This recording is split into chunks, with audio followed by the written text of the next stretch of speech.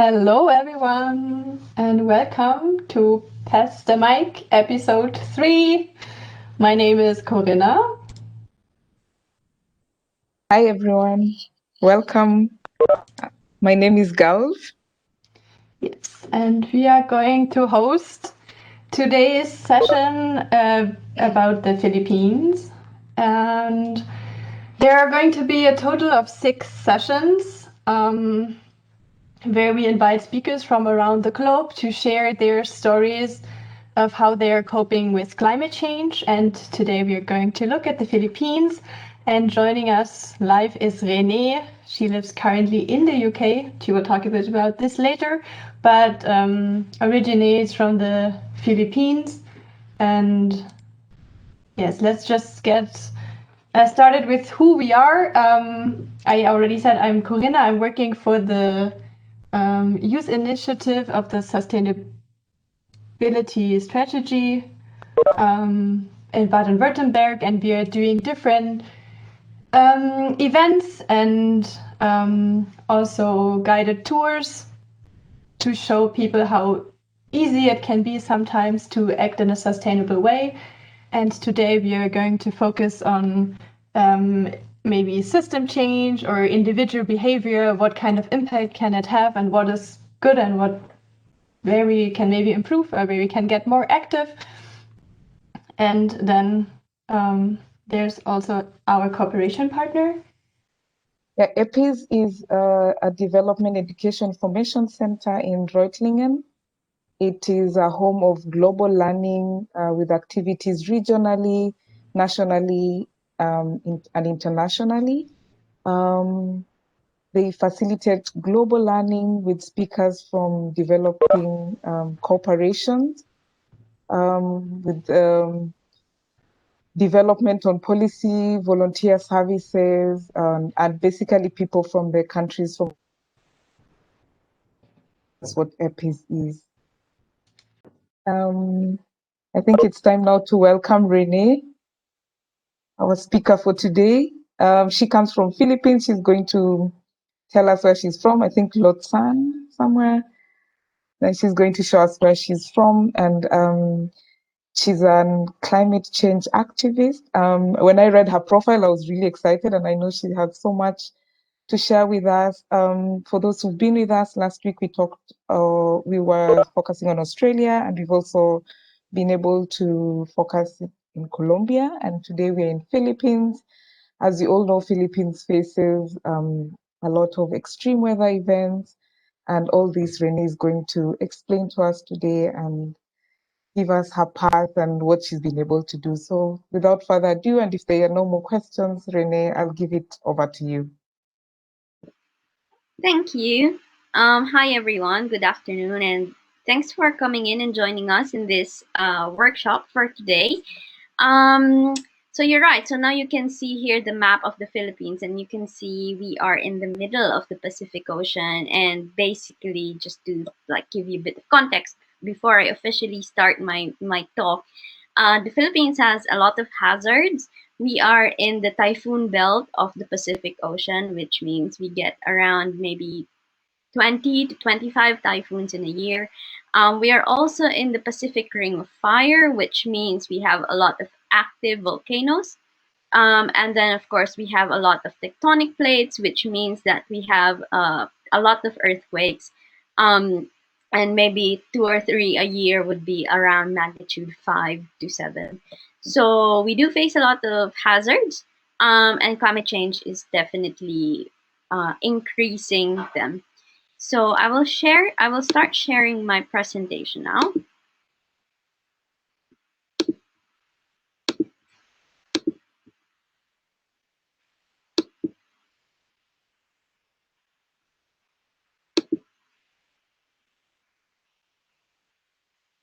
Right. Okay. So climate change, stories of us. So what I'm going to talk about is basically my personal story. And then you can ask me about, my journey in climate activism and climate change work later on. And then I will talk more about a little bit of climate science and the impact of climate change in the Philippines. And then you can also ask me questions afterwards about it. So first, I'm going to tell you my story. So I am Renee, and I'm from the Philippines, which is a very conservative Catholic country. So I grew up from a conservative Catholic background, and my family were devout Catholics. And I was educated in private all-girls Catholic school from first grade until high school. And we were basically a street of all active of neighbors active in church. Um, and maybe the first time I've ever shown defiance over kind of rules and regulations was, I remember I was in second grade and I was probably like maybe 8 years old or seven. And because we were in a Catholic school, we were required to do a, I don't know if you know, if you're Catholic, you confess your sins to the priest, right? And in my school, we start doing that at 7 years old. I don't know what they expect us to confess to the priest.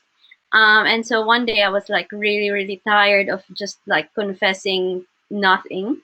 And then I asked, what if I have nothing more to confess? And basically, my teacher said, well, maybe just pray for an hour.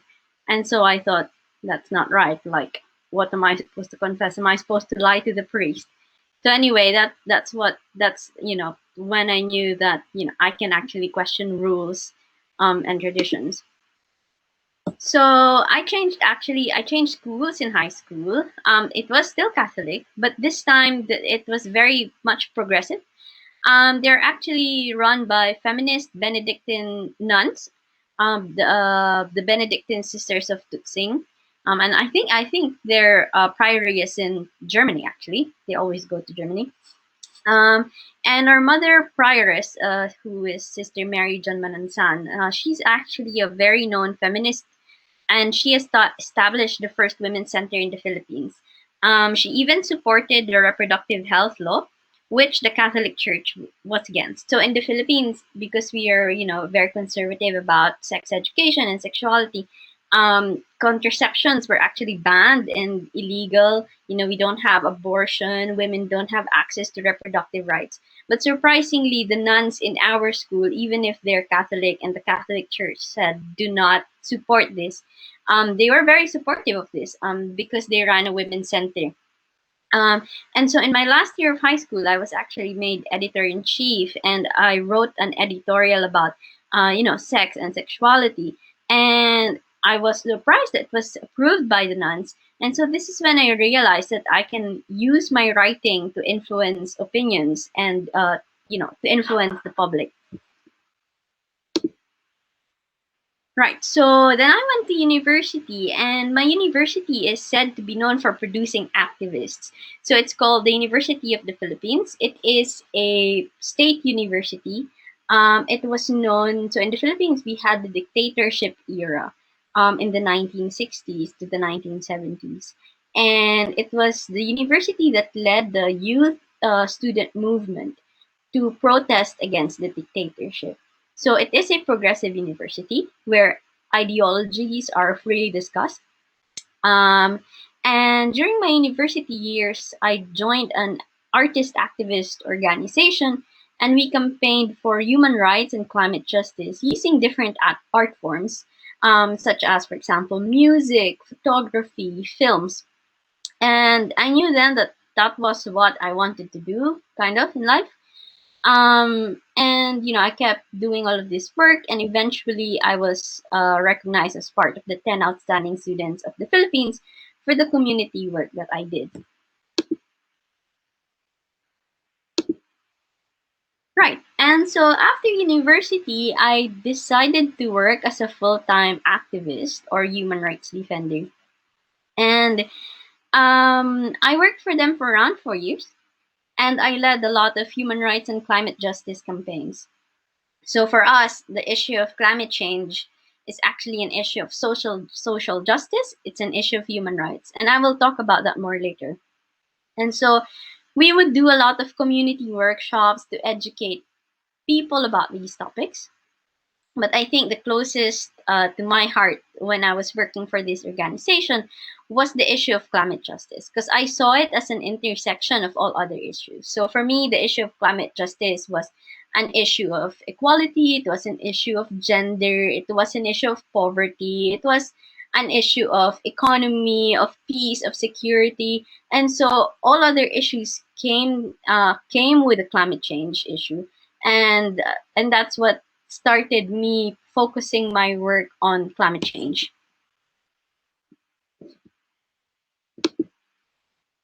And so in 2015, when I've started, focusing my work on climate justice campaigns, I used my writing skills to publish articles on the issues of climate change and climate justice on newspapers and news websites, and that was both in the Philippines and internationally. So I would publish in around Southeast Asia or even in the United States. And I basically wrote about campaigning for how do we make sure that climate solutions are equal for all, that they respect human rights. How do we move forward with with the future of climate change? And in the same year, I was awarded a fellowship by Climate Tracker. So Climate Tracker is a network of young environmental journalists, and I was able to attend the United Nations Framework Convention on Climate Change, which happens every year. So that was COP21, and that was, I think, the one of the most important conferences of the UNFCCC, because that was where the Paris Agreement was signed. And so after that, I became a full-time staff of Climate Tracker for 2 years. And then I started leading climate journalism workshops in different regions. And these climate journalism workshops actually led to some tangible results in other countries. Like, for example, in Pakistan, we had a journalist who wrote about, how Pakistan should adapt more for climate change impacts. And she was made witness to a parliament inquiry because of her article, and I think they are now drafting more adaptation plans for the country. And then another story I remember was a journalist from West Africa, and she was writing about the drought that they were facing and how this one small community had no access to drinking water because of the drought. And so the women had to walk miles and miles to get water for their families. And she wrote about this, and eventually, the local authorities was able to read it, and later on, it was really good because they were able to construct a well to store water. And so starting then, women didn't have to walk around for hours just to get water. Next, so I want to talk about, what are the threats and the perils that we face as activists. So in my country, we are also facing a rise in authoritarianism and populism. And there's been a lot of threats to activists. And so in 2016, I received a lot of death threats and harassment on Facebook, especially. So for speaking out against the president, Rodrigo Duterte. And I was basically writing against his policies, human rights policies, environmental policies, etc. And with the help of human rights organizations and human rights lawyers, I was able to file a case against those who sent me threats. And it was a groundbreaking case in the Philippines because it was the first of its kind. I was the first ever person who tried to sue all these people who sent me death threats through a law that basically was focused on cyber crimes. So basically focused on crimes made on social media. And so the case is ongoing right now, and my lawyers are representing me in court. And this is just to tell you that the Philippines is one of the most dangerous place to be in as an activist and as a journalist. Right. So in 2017, after all of these death threats and all of these cases, I decided to go back to academia. and I was awarded a Shievening Scholarship by the UK government, and did my master's in media and international development at the University of East Anglia here in the UK. So I started my PhD last year, inspired by actually what happened to me back home. And my topic now looks at the impacts of Facebook on Philippine politics and Philippine democracy. So, but while I'm doing all of this, I'm still doing my work for climate change. I'm now a science communicator for the Tyndall Center for Climate Change Research. Right, so who am I? I wear many hats and I'm at the intersection of many movements, and I have, multiple identities. So today I'm an activist, I'm a migrant, I'm a feminist, I'm an academic, I'm also an author. I occupy many spaces at the same time. And sometimes people are quite confused, and they ask me what is it that you really do? And I just say, I do everything I want to do. I don't think we should be limited to what we're doing. You can be an activist and an academic at the same time. And this is my favorite quote from Routledge, 1999.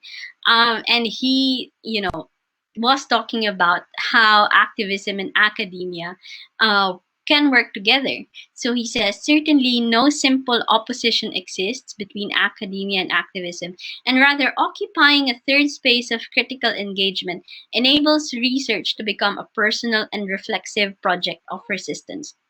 So, when people ask me, can you be an activist and an academic at the same time?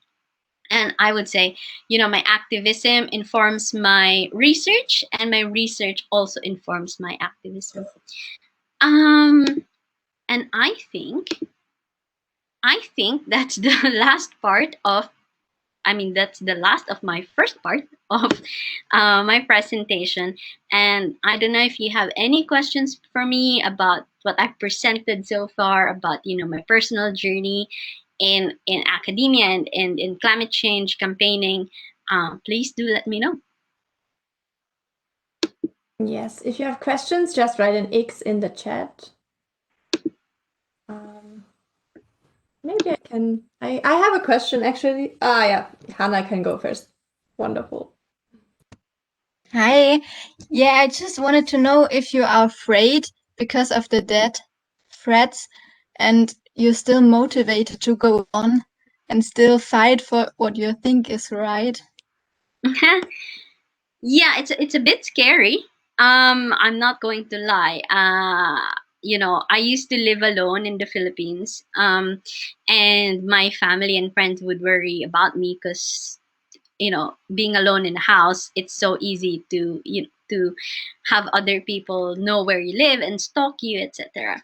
So I think back then a lot of help came from my human rights network. They made sure that I was safe, and they made sure that I had enough safety protocols to follow. And I think that's what's important, because at the time, of course, I thought, you know what, I'm going to stop doing this because it's not even worth it. Like, it's not worth risking your life. But then if you work within that community of environmental defenders and human rights defenders, and everyone is doing their job and everyone is trying to also protect each other, then it becomes a lot easier because, as I always say, when else are you going to stand up, but especially when dictators and authoritarians are on the rise. So, yeah.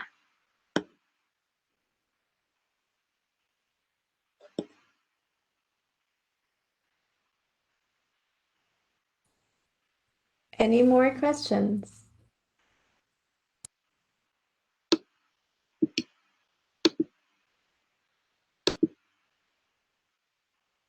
I had something similar than Hannah asked. So it go to a bit different direction, but maybe I can rephrase it.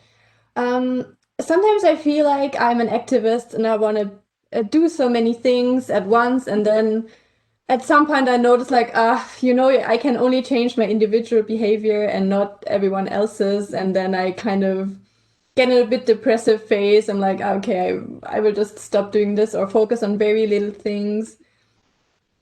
And I've like through social media, I found out that this depression kind of thing is a very common thing among activists. How do you stay positive, or what do you do when you come into such a phase of, okay, I can't do anything, I'm helpless? Yeah, I think that's very common, especially if we feel like the problem is too big. How are we gonna solve all of these problems all at once? And I think the key thing is, you have to accept that you are not going to solve all of the problems all at once. It's impossible. Activists have been trying to solve all of these problems since, I don't know, 1700s. Um, and so what we can do is just do things little by little. And if it's just, a change in your community, a change within your friends, a change within your family, then that's already a victory, because your family has friends, your friends have family, and if you can change their behaviors or change their attitudes, then you will have that kind of ripple effect eventually. So I think the key is to celebrate small wins. And I've heard, for example, like some people, when Joe Biden won the US elections, it was really sad for me seeing some environmental activists saying, oh, but Joe Biden is just another capitalist, he's not even committed to ending fossil fuels in America.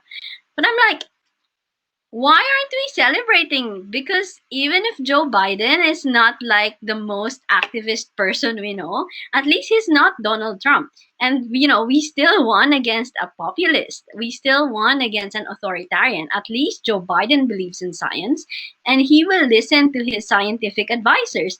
So, I think sometimes we focus too much on the big picture and we don't see the little changes that happens every day. And we need to celebrate these little changes, because without these little changes, the big change won't happen anyway. So, yeah. Thank you.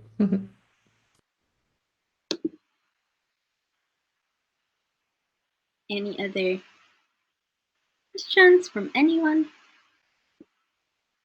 If not, I can continue my presentation. Okay, let me. There's one question in the chat.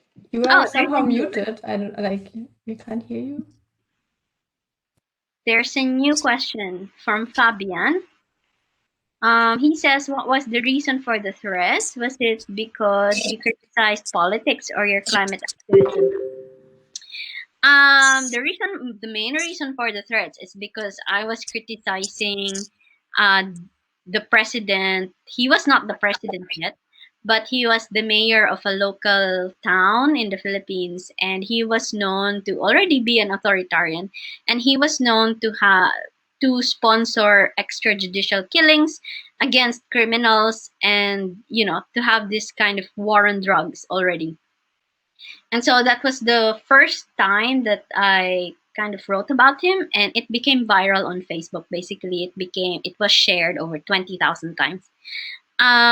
And then I started writing more and more about him, about his environmental policies, about his human rights policies. And eventually I gained some kind of following.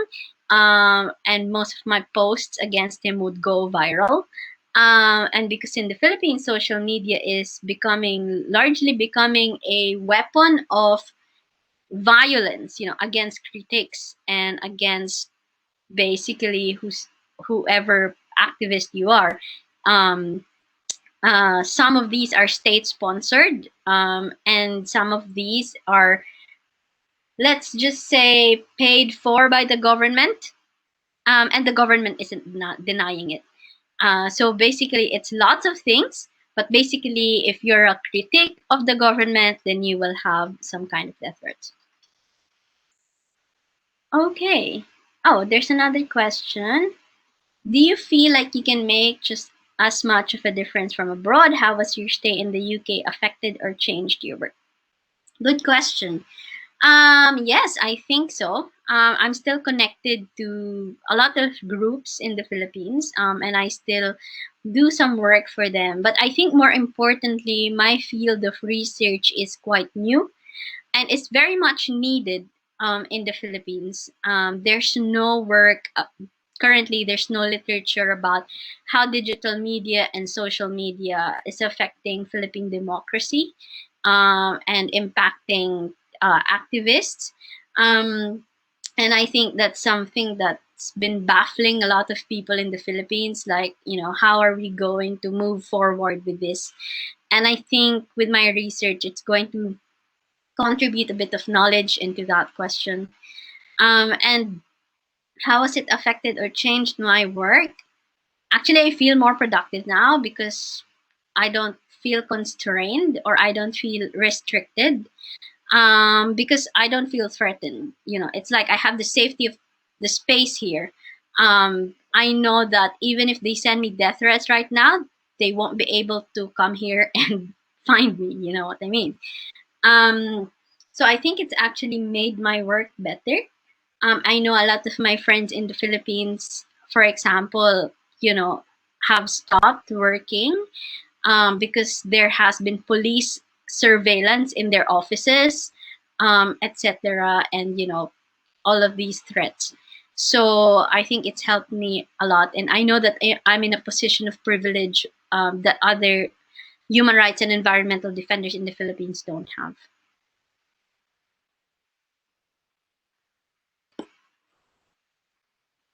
Thank you.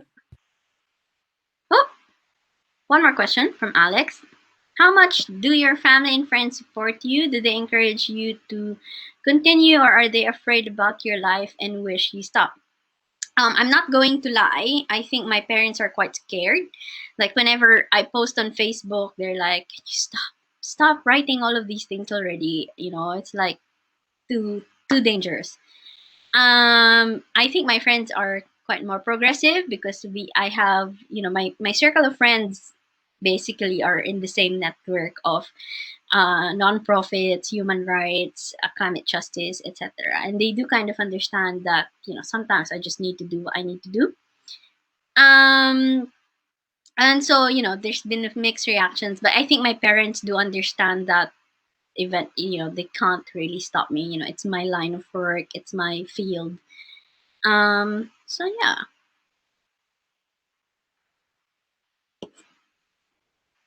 Thank you. I think that's all of the questions for now. I will go back to my presentation, and my next part would be more about the Philippines. And of course, if you think of other questions, you can ask later on. I will have time for that. Okay, I'll share my screen again.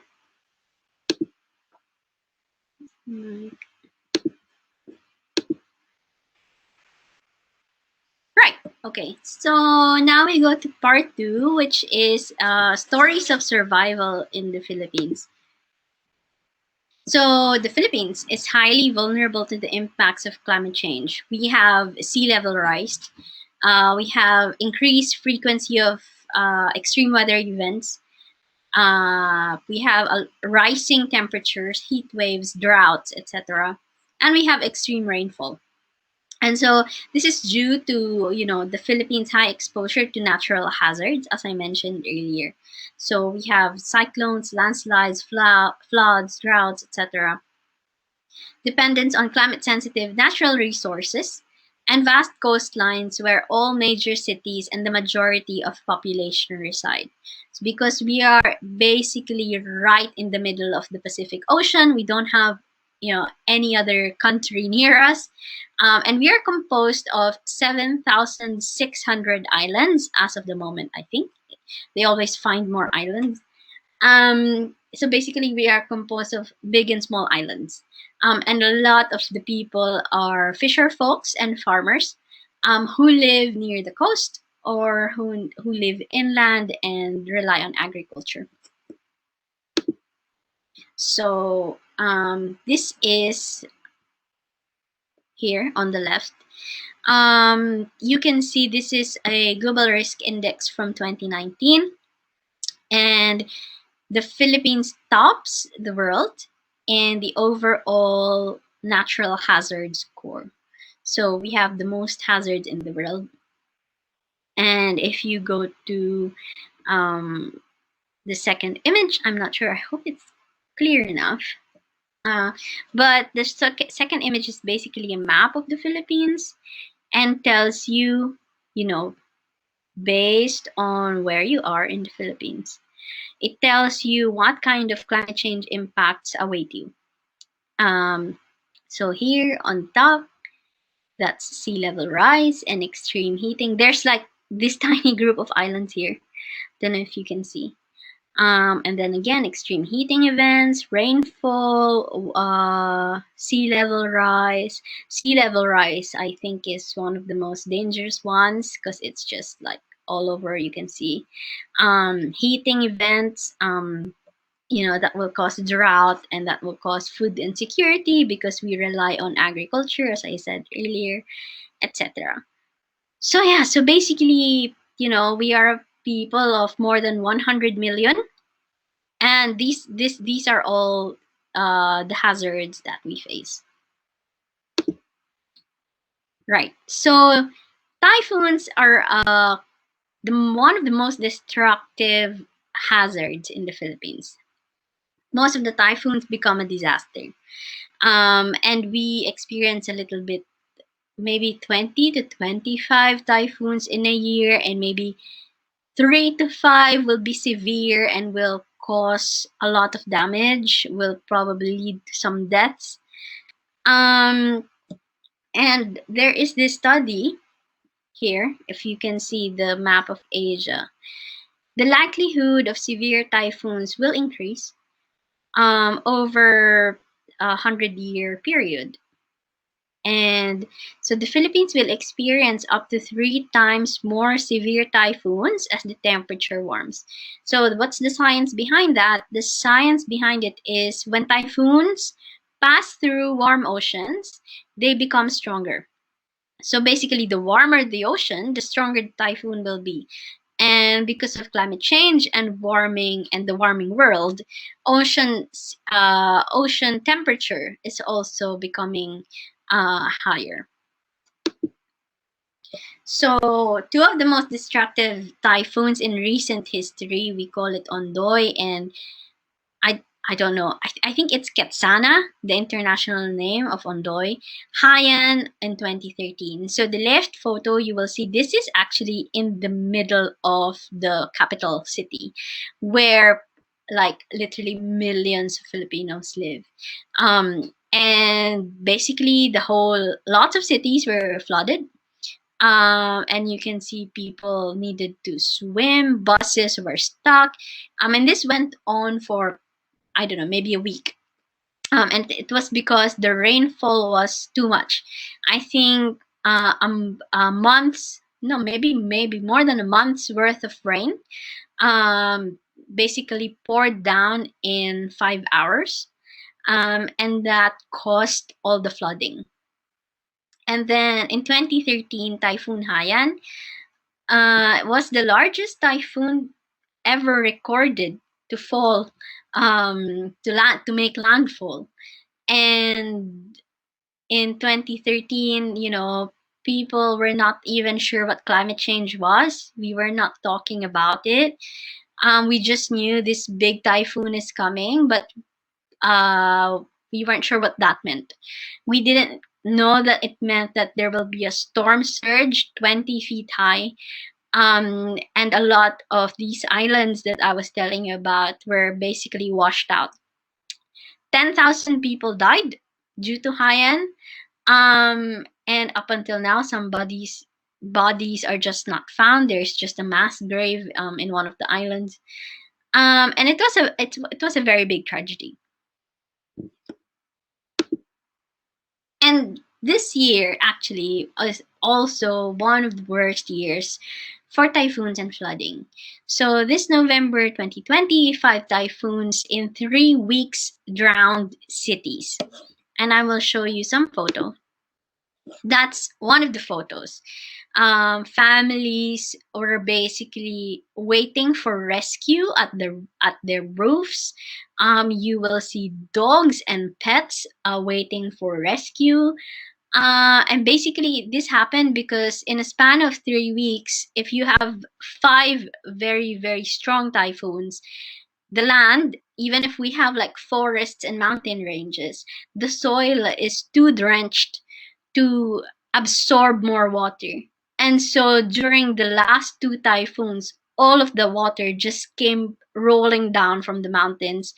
It had nowhere else to go. The rivers were overflowing. Dams had to be opened. There was just no other way. A lot of people died. I don't think there's an exact tally yet, or I haven't seen one yet at least. And some of the communities had to wait maybe 2 days to be rescued because basically there was no communication signal. And people didn't know that these people were needed to be rescued. And it's such a tragedy as well. So I have this video. It's called Stories from Ground Zero. I have three people, three of my friends, whose family and who are personally affected by this typhoon. So I think I'll stop my presentation and I'll ask the hosts to do the video on their end.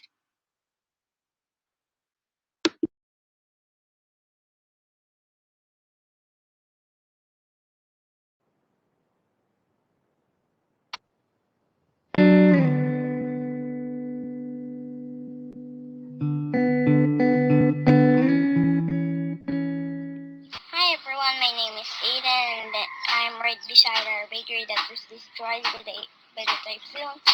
It was an unforgettable experience. It was scary.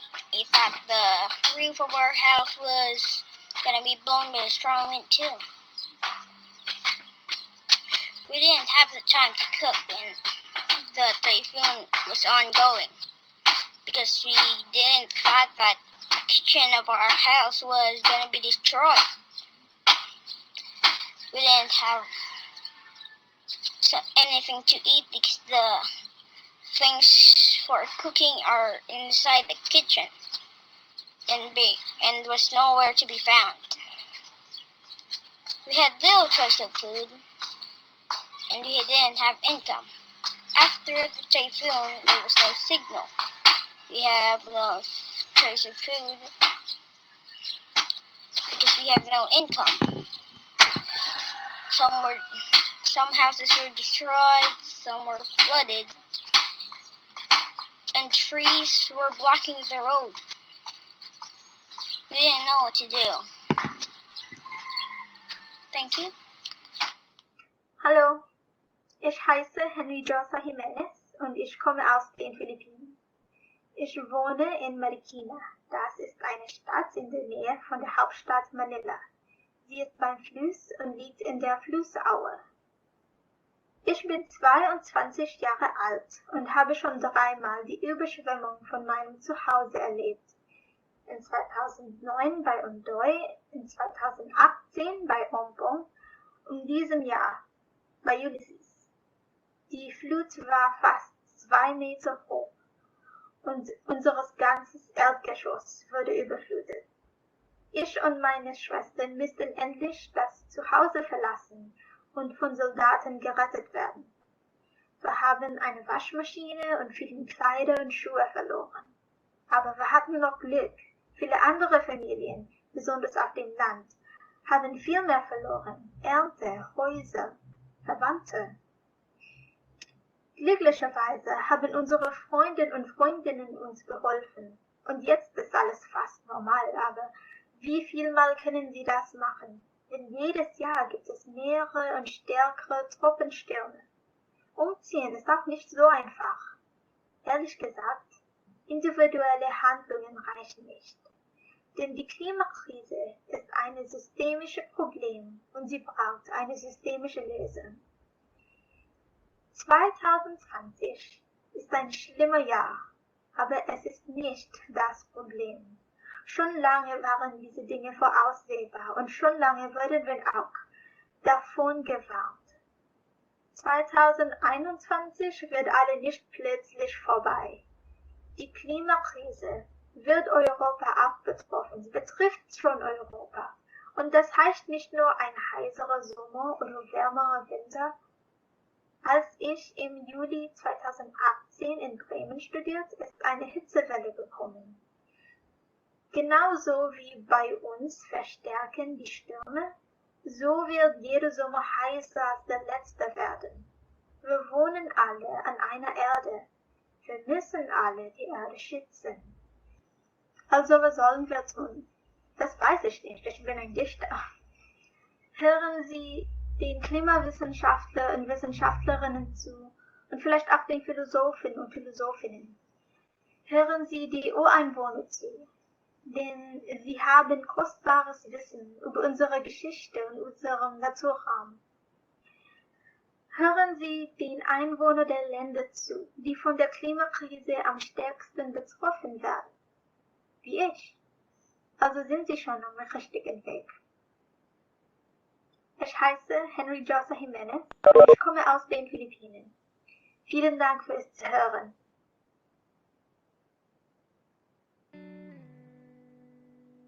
Hello, I'm Jerome Dulin from Tuguegarao City, province of Cagayan, Philippines. This is where the place where the flooding occurred on November 11, 2020. The nearest body of water is the Pinakanawan River, which is a tributary to the Cagayan River. In the 1970s, in the city we experienced a great flooding, which flooded majority of the area. This is where the place where the flooding occurred in our area. The flooding reached 6 meters deep. We have experienced different flooding caused by typhoons like Haima and Rosita. Even flooding caused by the release of water by Magat Dam, which is the largest dam in the Philippines. In our more than 10 years of stay in this part of Tuguegarao, we have adapted to some mechanisms that will help us survive the impact of flooding, such as ensuring that our living space is situated in the second floor of our home. Evacuation mechanisms were also considered to put our senior and young members of the family to dry places even before the flooding begins. But the November 11 flooding didn't spare our living space. It didn't spare our things to be submerged under murky waters. It is worsened by the fact that COVID-19 is still a problem. Rescue missions have been halted due to the water currents, and rescue boats are hindered by the darkness of the night.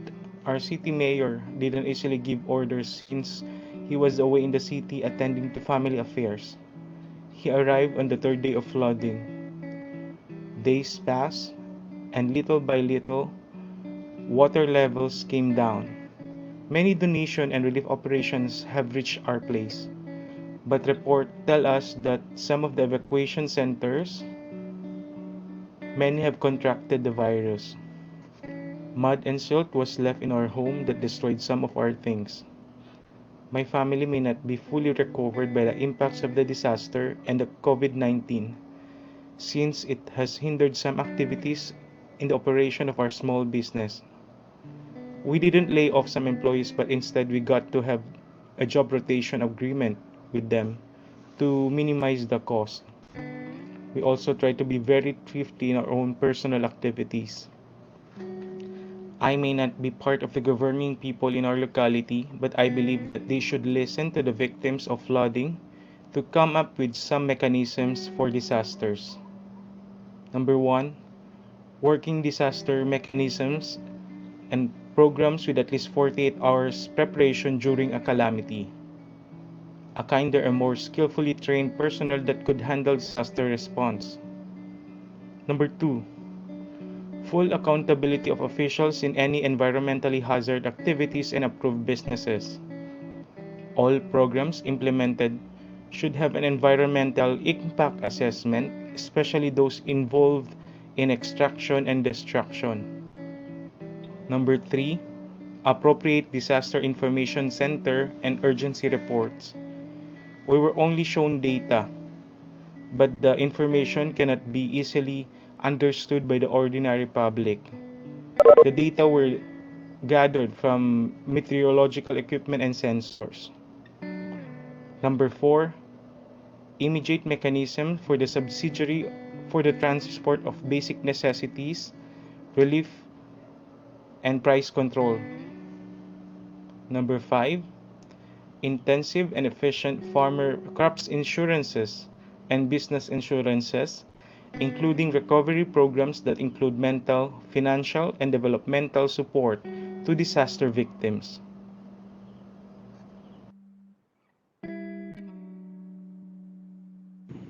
At the time of this recording, November 28, 2020, we are experiencing flooding brought about by the continuous rain in Cagayan. But I believe that climate change brought about by the anthropological activities worsen the impact of climate change. There is somewhat trauma left in me, but trying to speak it out and to be of help for policy making would help me cope up in this pandemic and this disaster. Right. Thank you for sharing that video that my friends made. And so I will share my screen again.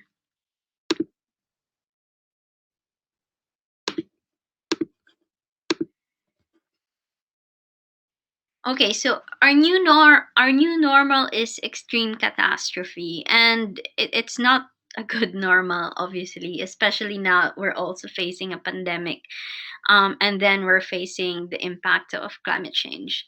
My friends, Aiden, Henry, and Jerome, they've all been trying to recover, but it's not easy to recover from such trauma of having to swim and survive through floods, but also losing your things, losing your livelihood, losing the investments you made at home. It's not easy, and so you can imagine why this is also an issue of social justice, because imagine poor people who live in shanties or who can't afford to buy any more appliances or any more things because they don't even have the money, not the money to rebuild their houses or to rebuild their businesses. And so that's something to think about. In 2014, I also joined the climate walk. So it was a 30-day walk. It was a very long walk to commemorate the victims of Haiyan. And on our way, we met people who are in the front lines of climate change. So these are some of the faces of climate change, and I will tell you some of their stories. The first photo in a piggery is a lady who basically her livelihood relies on her pigs. A typhoon came, the river overflowed, and basically she said her neighbors saw her pigs swimming away from their house and from their piggery. So she had nothing, with no one else's help. She had nothing else to do but to save her pigs and swim after her pigs one by one. But you can see her piggery was still in shambles, and this was already 1 year after the typhoon. But she had no money to rebuild it. So she was asking help from the local government if the local government could help her rebuild her livelihood. She still has 2 pigs, as you can see in the background. The second one, this man here, this is now his whole house. Basically, the floods left nothing destroyed because he lives really by the river. And so this used to be his bathroom, but that's the only space that was left. And so he lives here in this open area because there, again, he has no money to rebuild the house. The last photo on the right is woman in her 70s. She was one of the victims of Haiyan as well.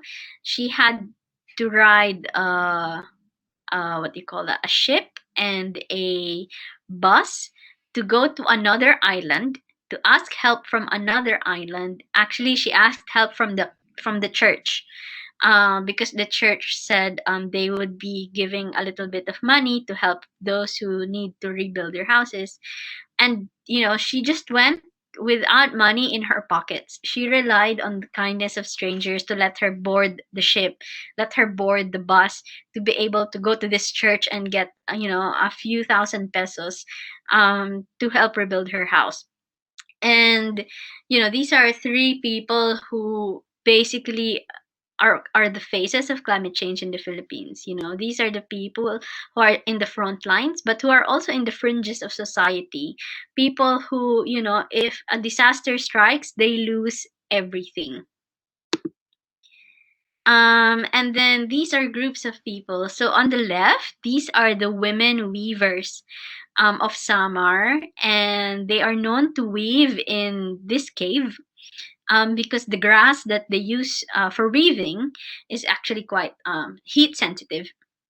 And so when the typhoon came, all of the grass that they grew were destroyed. So they had to start all over again, and they have to make sure that the grass that they choose to weave next time is climate resilient. So that's going to be quite a problem. And then on the right is basically a family. You can see the mother. She has 6 children. Their house was completely destroyed as well, and now they live in this, looks like a cardboard house. Just very thin wood. It was given to them by the local government, basically. But it was very small. It was very small, and not enough space basically for all of her children. And they didn't have, the water was not very clean. They didn't have access to proper hygiene. There was only 2 bathrooms shared by 20 houses. So really, it was a very, very bad condition.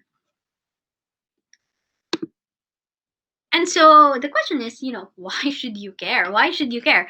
The Philippines is quite far from Germany. And so why should you care about countries like the Philippines who are experiencing all these impacts already? And so I want to show you this. This is basically a graph on who has contributed most to global warming. Actually, I will stop sharing this tab and go to a more high-res version of that.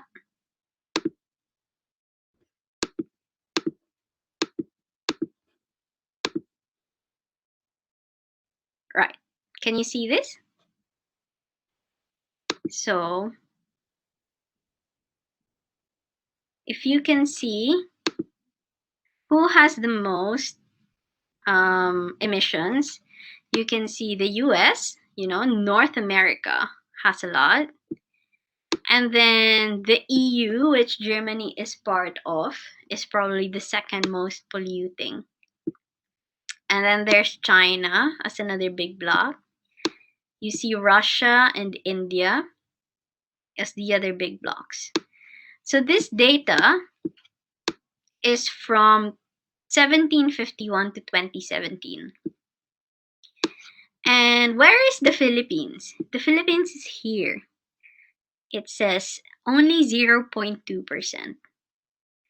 So basically, our country did not contribute much to climate change. It's insignificant. The amount of CO2 emissions we've made from 1700s up to present day is very tiny compared to the US and the EU and China and India.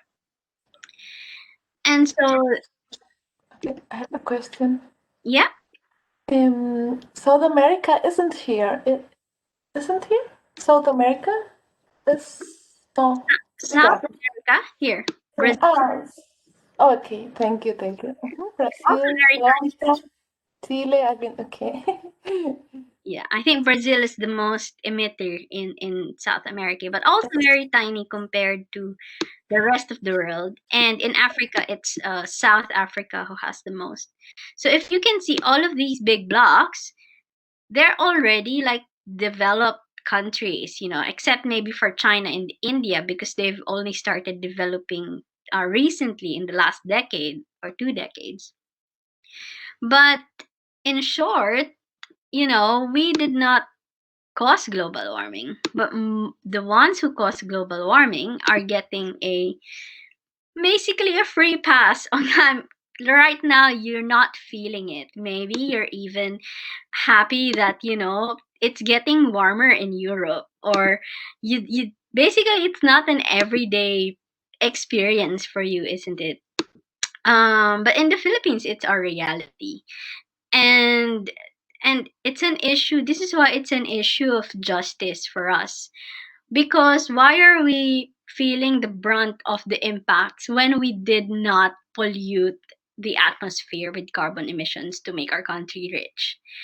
And so that's one reason why Germany should care. And I mean this, not just U.S. individuals, but your government as well.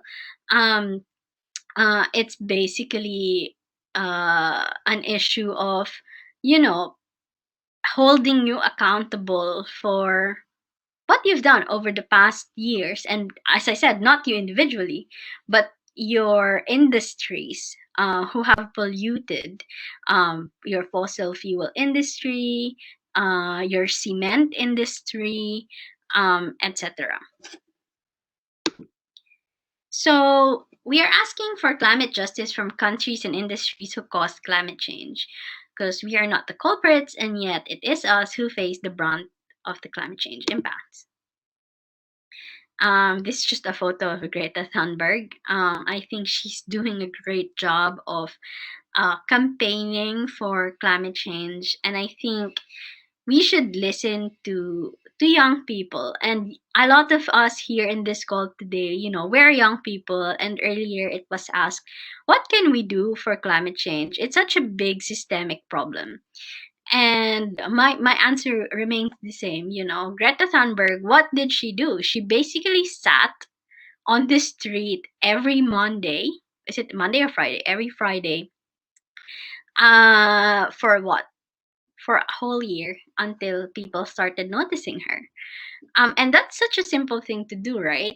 And I think let's not dismiss the everyday little things we can do to help our communities learn more about climate change, and what they can do about it. And also, if we don't do anything now, our present will be our future. So right now we're experiencing all of these impacts, but in 50 years, maybe the Philippines will already be out of the map, already sinking. And then it's your turn now to experience, what we've experienced. So what are the social and economic impacts of climate change? Relocation of whole towns, even whole countries. The whole of the Maldives and the Marshall Islands, and some islands of Fiji will basically be underwater. And so we face the issue of climate migrants as well. And what will happen to these people when their countries sink underwater? Who will they be? Where will they reside? Etc. Of course, shrinking productivity of harvest. Prices of food and consumer goods will rise. Diseases will spread due to higher temperatures, especially insect-borne diseases. Fresh water will be in short supply. More wars to gain access to limited resources. Loss of capacity to work due to heat. And, the cost of adapting coastal areas to rising sea levels. These are just some of the impacts that we will face in the near future. So according to Amina Mohammed, who is the UN Deputy Secretary General, we are the last people who can prevent catastrophe on the planet. And we have no excuse for failure. And so what can we do? So first, we can obviously organize and, do collective action and fight for system change.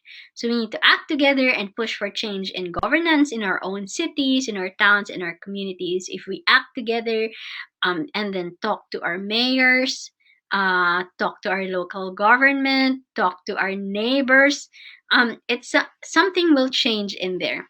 And I think collective action and organizing is one of the most effective ways to do this. Of course, we also do individual action and behavior change. So we can do our share of individual climate actions to help reduce carbon emissions in the way we consume and live. Overconsumption, for example, is a problem. Personally, since I've learned about the cost of fast fashion to the environment, I've literally stopped buying from fast fashion brands like H&M and Zara. And I now buy from charity shops, secondhand shops, because I want to do my bit in, in recycling and, to stop all these clothes from being thrown away. Also, look at your home. Having a smart home will contribute to less emissions. Energy saving systems and smart meters, for example, will help in reducing your carbon footprint. And look at your diet and your food as well. Where is your food coming from? Shop locally, shop from your local farmers. They will have less carbon footprint. Reduce your meat consumption. If you're into vegetarianism and veganism, you have to look at where is your food coming from. If it's a vegan product from Peru, that might have a bigger carbon footprint than your neighbor who's eating fish that she fished from the nearby river. So, there's lots of things that we can do and lots of things that we have to think about when we want to do behavior change and change our individual actions. Next is international climate governance. And this is very important because this is how we get governments to commit to really acting on climate change. So we can show support for international policy like the United Nations Framework Convention on Climate Change and talk to our leaders about how we can do climate actions with justice and equity for developing countries like the Philippines. Right, and I think that's the end of my presentation. So if you want to connect with me, please feel free to email me or visit my website or tweet me on social media. And now I think it's time for more questions. So if you have questions, please do put it on the chat box or maybe raise your hand, whichever you're comfortable with. Thank you. Hiya. Thank you, Renee, for your presentation. Any questions? I have a question, maybe as the others are coming to the question. I'm wondering, is the government putting aside money for disaster management? Because this seems to be happening often. What does the government do? Does it put aside good amount of budget on a yearly basis for disaster management? We do. Actually, we have a law for that. It requires 5% of the budget for each local government office to put aside for disaster management. But the problem is, people don't know what disaster management is. And people don't know what climate change adaptation is. People don't know their climate hazards. People don't know what they're facing. We don't have the data. And that's because the Philippines doesn't invest in its scientists. Actually, one of the government agencies called Project NOAA, which was like one of the best agencies who was studying climate hazards in the Philippines and disasters in the Philippines, they were defunded. So they had to stop working because the government thought they weren't an important agency, which is very ironic because obviously we have disasters every year. So I think that's the problem. There is lack of education and information among government units about what disaster management is. Does anyone else have a question? Simon, I think. Yeah, my question is, how does the broad population or those with not non-academic background see climate change, or how is their education? Actually, they probably haven't read about the science, but because they feel it, they actually quite understand it in the way that they understand it through experience. So for example, I talked to fisher folks and they would say, actually, it's been very difficult for us to catch more fish because they've been living farther away from the shore because the waters are getting warmer and warmer, and so they want to go farther and farther and deeper to stay in the cooler parts of the ocean. So not that's not research in a sense where it's not published in a research journal, but it's research because it's also what they experience every day.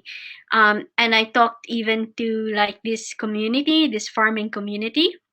um, it's very scientific, not in an academic setting, but the farmers said, okay, we have to figure out how to plant the right crop at the right time because we no longer know what to plant because the weather is constantly changing, right?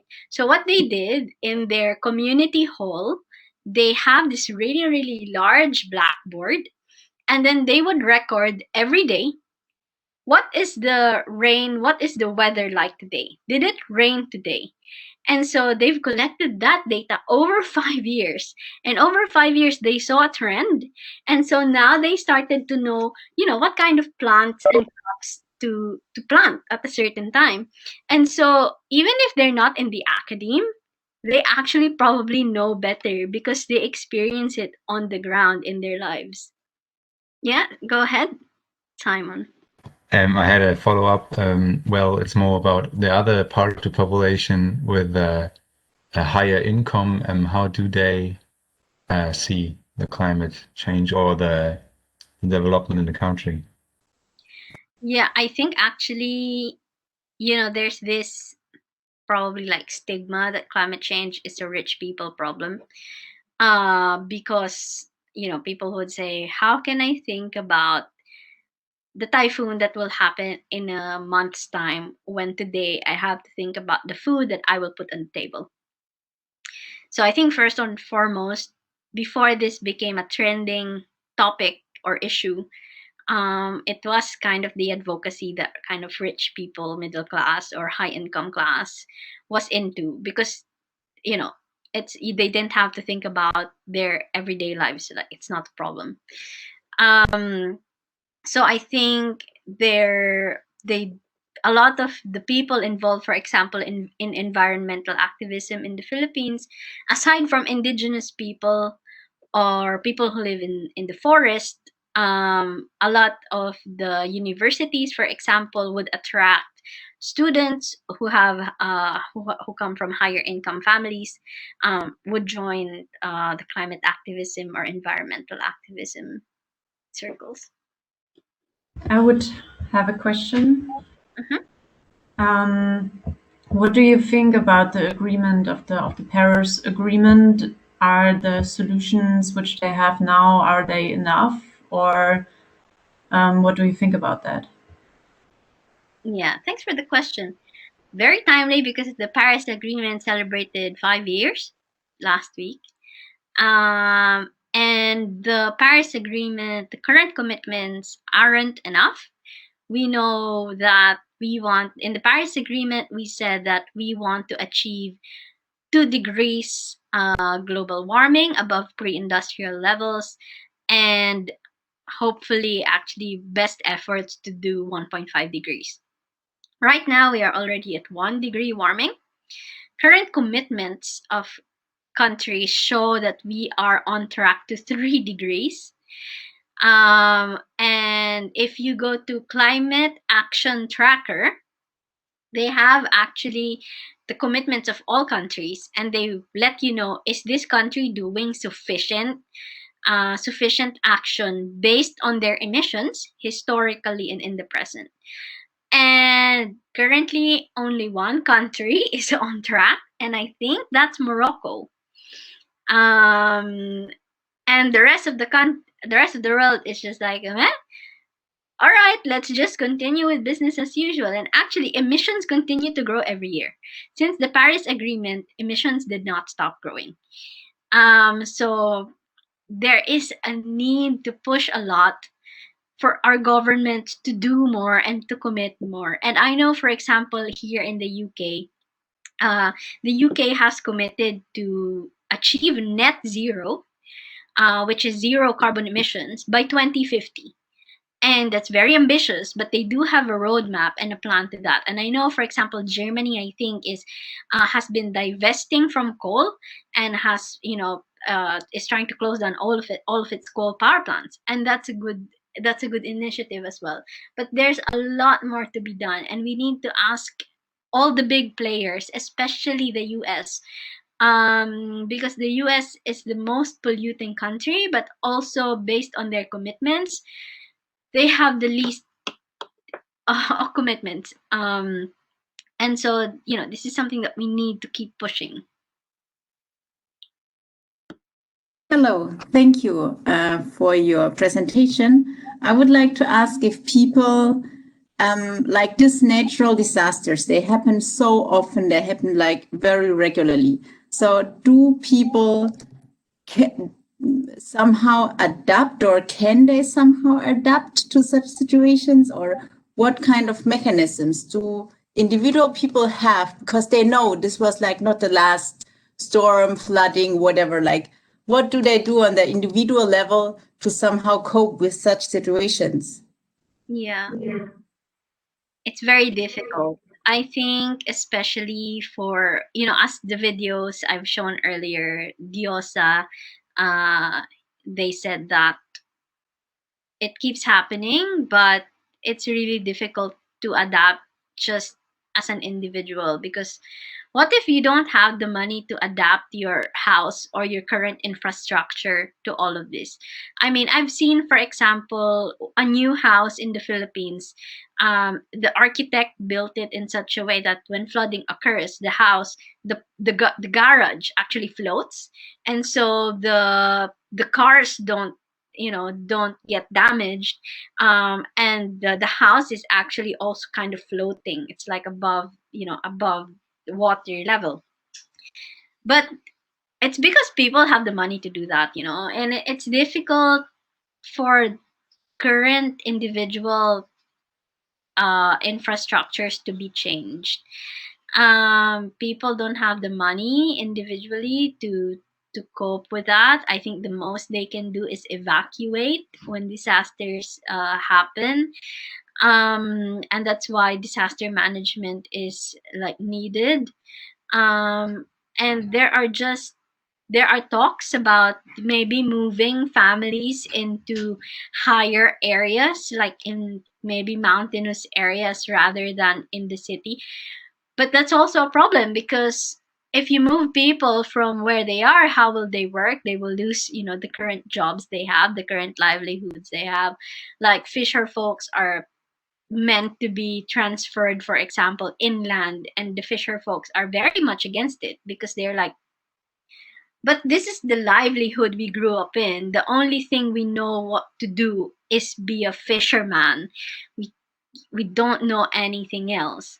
So, I don't know how to also solve this problem, because, I think it's the government that needs to be accountable, that needs to start doing things systematically, because individually it's just too limited.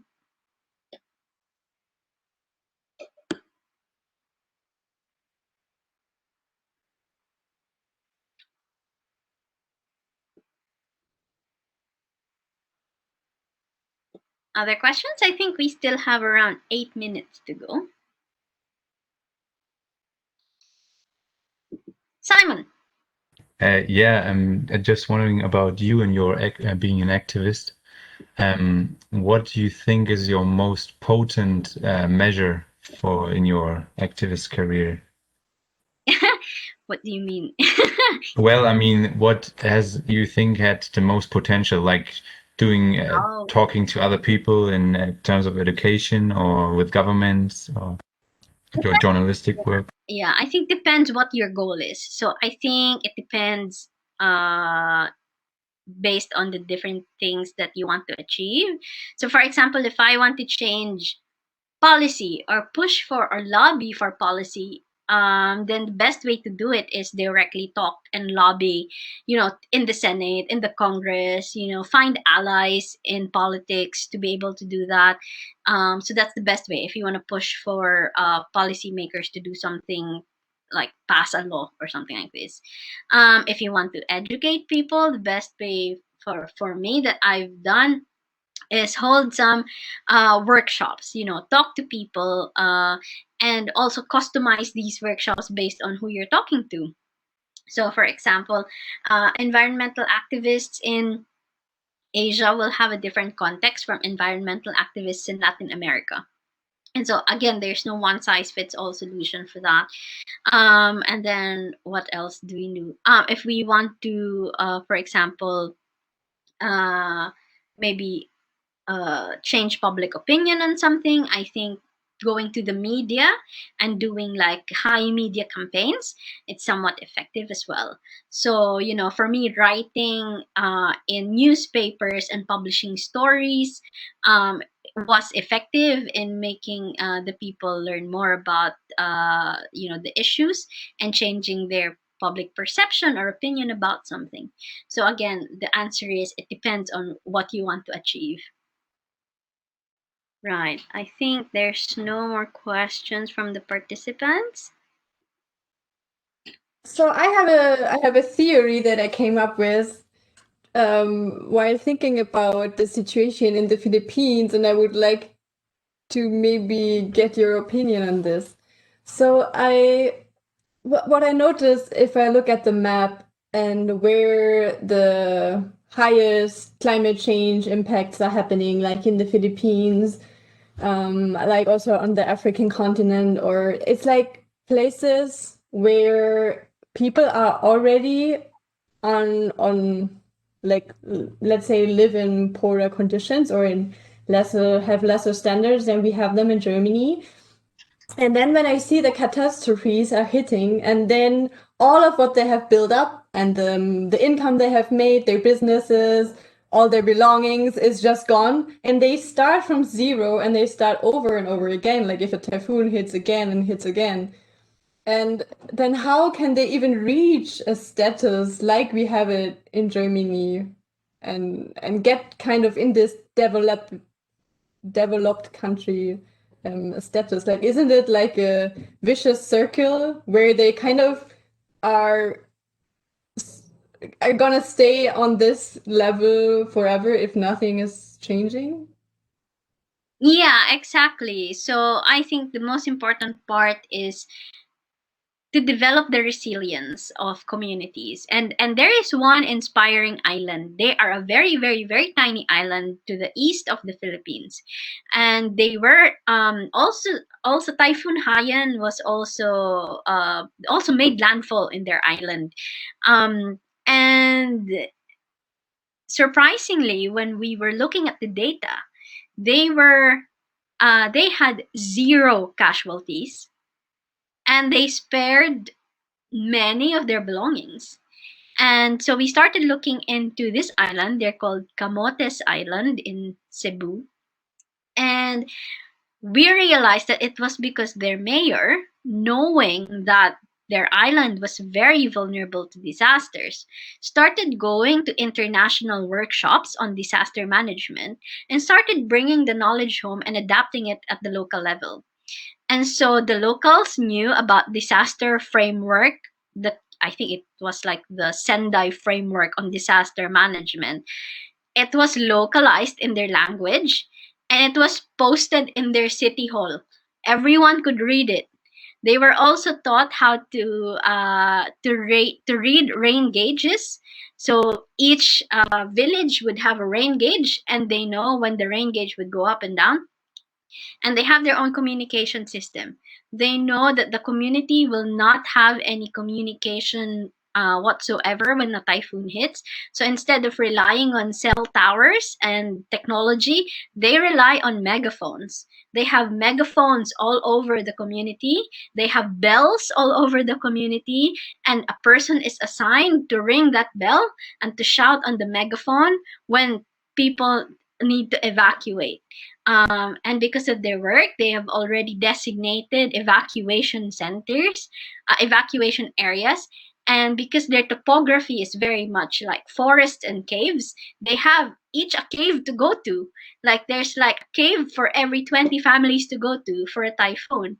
And even their marketplace, it's very amazing. It's collapsible. So, for example, 24 hours before a typhoon hits, they will fold down the market and keep the market in a safe place. And then they will rebuild the market again after the typhoon passes. And I think it's an evidence that it can be done. It can be done if we have proper systems in place. And if you engage with your community. So this island engages with their community. It's a bottom-up approach. The community is the one who dictates what they need. The community is the one who even makes their own hazard maps. They know how to read hazard maps, and they know where the hazards are. So I think it's a very important point that participatory engagement should be done if we want to do this effectively.